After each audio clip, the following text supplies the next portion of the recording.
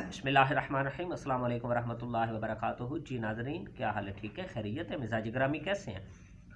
زندگی کے شب و روز اچھے گزر رہے ہیں؟ معمولات دنیا بخوبی سر انجام دے رہے ہیں؟ ناظرین کرام، آپ دیکھ رہے ہیں میرا یوٹیوب چینل فطرت انسانی۔ نہایت شکر گزار ہوں میں آپ کا کہ آپ نے میری ویڈیو دیکھنے کے لیے وقت نکالا۔ ساتھ عرض کرتا چلا جاؤں کہ ویڈیو سٹارٹ کرنے سے پہلے میری اس چینل کو ضرور لائک اور سبسکرائب کر دیجئے گا۔ تو ناظرین کرام، دعا کرتا ہوں کہ اللہ پاک نبی رحمت صلی اللہ علیہ وسلم کے توسط اور اہل بیت اطہار پاک کے تصدق سے آپ کو خوشیوں بھری زندگی سے نوازے، آپ کے ماتھے پہ کبھی غم کا شکن نہ آئے، آپ کے ہونٹ ہمیشہ تبسم اور مسکراہٹیں بکھیرتے رہے۔ تو آئیے چلتے ہیں بات کی طرف۔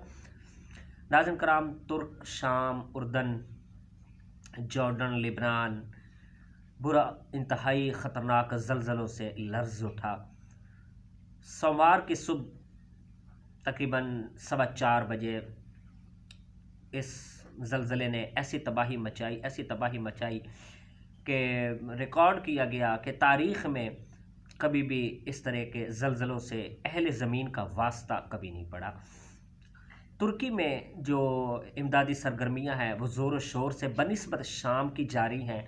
شاید شام کو اس لیے نظر انداز کیا جا رہا ہے کہ وہ اتنا ترقی یافتہ ملک نہیں ہے ترک کے نسبت، کیونکہ ترکیہ اس وقت ماشاءاللہ اللہ تعالیٰ کے فضل و کرم سے بہت ایڈوانس جا رہا تھا، بہت آگے جا رہا تھا، ہر لحاظ سے آگے جا رہا تھا۔ معیشت، معاشرت، اقتصادیات، سیاسیات، اخلاقیات، ہر لحاظ سے نمبر 1 جا رہا تھا۔ شاید اس کی یہی ترقی جو بڑے لوگ ہیں ان کو یہ ہضم نہ ہو سکی، اور اس طرح کا ہارڈ ٹیکنالوجی کے ذریعے انہوں نے اس طرح کا اپنا انتقامی جو رویہ ہے وہ اپنایا اور اندر کا خبث ظاہر کیا۔ تو بتاتا چلوں کہ زور و شور سے امدادی سرگرمیاں جاری ہیں بنسبت ترکی کے، شام میں اتنی نہیں ہیں۔ تو ترکی میں اپنے پیاروں کو دفنایا جا رہا ہے، بھگور و کفن اب لاشیں تڑپ رہی ہیں، آہستہ آہستہ ملبہ جات ہٹایا جا رہا ہے۔ چونکہ ملبہ خاص طریقے سے ہٹایا جاتا ہے، کیونکہ اس کے ہٹانے سے بڑی احتیاط برتی جاتی، خیال رکھا جاتا ہے کہ اس کے ہٹانے کے سلسلے میں اس قدر احتیاط کی جاتی ہے کہ نیچے جو دبے ہیں کہ وہ دوبارہ نہ نیچے آئیں، ان کو آہستہ آہستہ ایک ایک چیز کر کے کاٹ کے ملبوں کو ہٹایا جاتا ہے اور نیچے سے لوگوں کو بچایا جاتا ہے۔ کوششیں زور و شور سے جاری ہیں، نظام زندگی مکمل طور پہ تعطل کا شکار ہے۔ ہر قسم کے ہر طرف آہیں سسکیوں کی آوازوں سے ماحول مکمل طور پر سوگوار بنا ہوا ہے۔ ترکی کے ڈیزاسٹر اینڈ ایمرجنسی مینجمنٹ کی اتھارٹی کے جو جنرل مینیجر ہیں ان کے مطابق جو یہ زلزلے ہوئے ہیں، انہوں نے کہا ہے کہ تقریباً 30,000 لوگ مکمل طور پہ لقمہ اجل بن چکے ہیں، اور تقریباً 8,000 اور تقریباً 9,000 اور 8,000 کے درمیان جو مکمل طور پر جو عمارات ہیں، جن میں پرائیویٹ عمارتیں بھی ہیں، جن میں سرکاری ادارے بھی ہیں، مکمل طور پر تباہ و برباد ہو چکے ہیں۔ ابھی تک بہت سارے لاپتہ ہیں، تاحال وہ ان کا سراغ لگایا جا رہا ہے، ان کی کوششیں شبانہ روز ہیں۔ اس طرح کی کوششیں شاید آج تک جد و جہد جو ان کو زخمیوں کی تیمارداری کے لیے اور لاپتہ افراد کو ڈھونڈنے میں صرف ہو رہی، آج تک شاید منظر میں نہ آئی ہو، کسی نے نہ دیکھی ہو۔ اس قدر زور و شور سے ان کی وہ کوششیں جاری ہیں۔ اور اس کے علاوہ بتایا جا رہا ہے کہ وہ جو ترکیہ کے disaster and emergency management authority کے جنرل مینیجر ہیں، انہوں نے بتایا ہے کہ زلزلے کے یہ 2 قسم کے یعنی زلزلے کے جھٹکے محسوس کیے گئے۔ پہلے جو زلزلے کا جھٹکا جو تھا اس کی جو مدت جو دورانیہ ہے وہ 65 سیکنڈ تک تھی، اور اس کے بعد جو دورانیہ زلزلے کا ریکارڈ کیا گیا وہ 45 سیکنڈ مکمل طور پہ زمین لرزتی رہی۔ انہوں نے یہ بھی کہا ہے کہ یہ دونوں زلزلوں کی طاقت تقریباً 500 زیر زمین ایٹمی دھماکوں کی طاقت کے برابر تھی۔ اندازہ لگائیں کہ 500 زیر زمین اگر ایٹمی دھماکے ہونا تو ان زلزلوں کی جو شدت تھی وہ ان کی قوت کے برابر تھی کہ 500 زیر زمین ایٹمی دھماکے ہوں۔ ان زلزلوں کی شدت اتنی تھی۔ کہتے ہیں کہ ایک ایٹمی دھماکے کی کم سے کم طاقت 1 لاکھ ٹن بارود کے مطابق ہوتی ہے۔ گویا کہ ان زلزلوں کی جو مکمل ان کی شدت کا تخمینہ لگایا گیا ہے، اندازہ کیا گیا ہے، کہتے ہیں کہ تقریباً 5 کروڑ ٹن بارود اگر ہو اور ایٹمز میں وہ استعمال ہو اور ان کو بلاسٹ کیا جائے، تو جتنی جو ہے نا شدت 5 کروڑ جو لاکھ 5 کروڑ ٹن کے برابر جتنی شدت ہوگی بارود کی، اتنی ان زلزلوں کی شدت ریکارڈ کی گئی ہے۔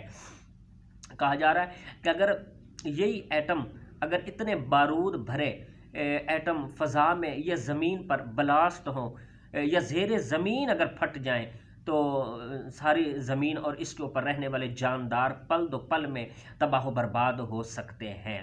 تو کہا کہ اتنی اس میں شدت تھی کہ تمام کے تمام تباہ و برباد ہو جاتے، کہ اگر یہ ایٹم بارود بھرے اتنے اگر جو ہے نا زیر زمین یا زمین کے اوپر یا فضا میں پھٹ جاتے، تو ان کی شدت اس اندازے سے ریکارڈ کی گئی ہے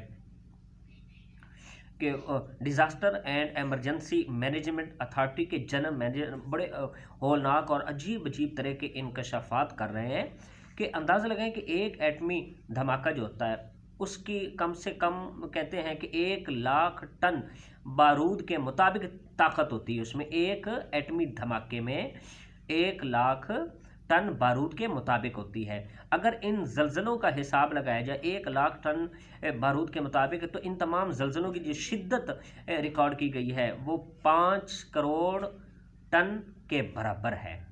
اگر اتنے زیر زمین فضا میں یا زمین کے اوپر بارود پھٹے تو بالکل جو ہے نا صفحہ ہستی سے ہر جاندار اور ہر چیز ملیہ میٹ اور تباہ و برباد ہو سکتی ہے۔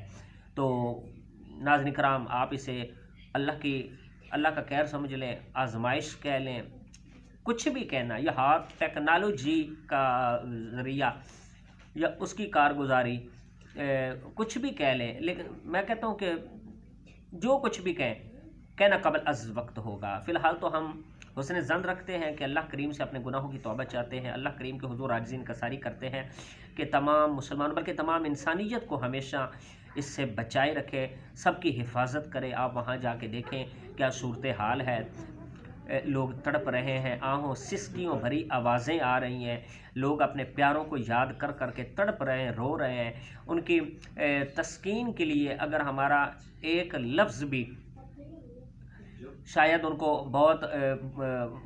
کو نئی زندگی بخش سکتا ہے، تو ہمیں حسن ظن رکھنا چاہیے۔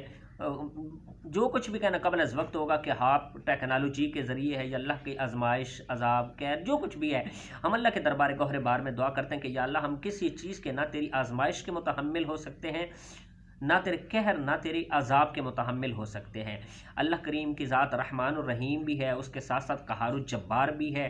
شاید ہم اللہ کی تمام صفات کو مد نظر رکھتے ہیں، لیکن اللہ کی جو قہاری اور جباری والی یا بے نیازی سامدیت والی اس کی جو صفات ہیں، ہم اکثر انہیں بھلا دیتے ہیں۔